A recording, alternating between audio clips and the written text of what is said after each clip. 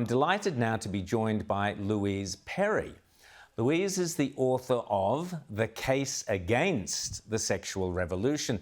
This is a sensational book which argues that the widely held positive views of the sexual revolution don't account for the downsides of the anything goes generation. So, Louise, tell us all about it. Great to see you. Been longing to talk to you for a while now. It's a great book.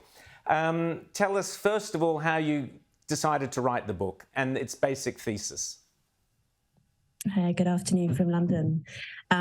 So my thesis is basically that we are probably all familiar with a kind of simplistic popular narrative of the sexual revolution, which presents it as being an unambiguously good thing, particularly for women.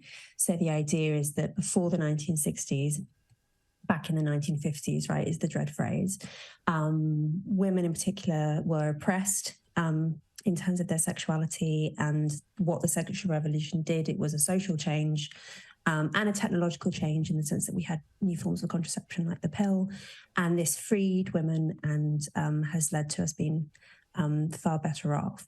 My argument is that there was clearly some good things to come out of the sexual revolution. I think the fact that women are now able to control their fertility more than in the past as a result of this new technology is a good thing in many ways, but there were also a lot of negative consequences, negative social consequences.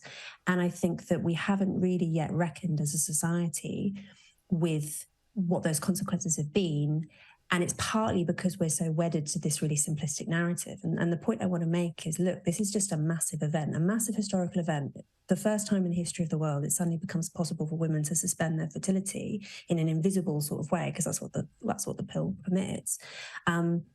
Of course, that was going to be complex. Of course, that was going to have upsides and downsides. And actually, there's and what were the Louise? What were the downsides for women?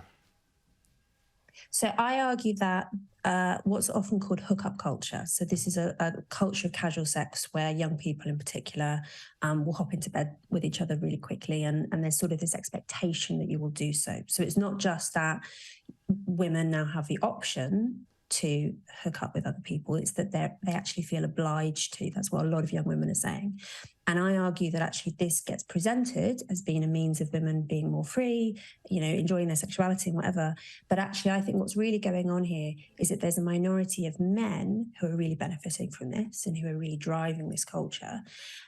Many more men who aren't participating in it at all. And then a lot of women who feel actually like it used to be incumbent on them to be chaste before marriage and to protect their virginity and so on. Whereas now that's flipped, and actually they feel just as pressured as before, just as coerced as before by the culture. It's just in an opposite manner.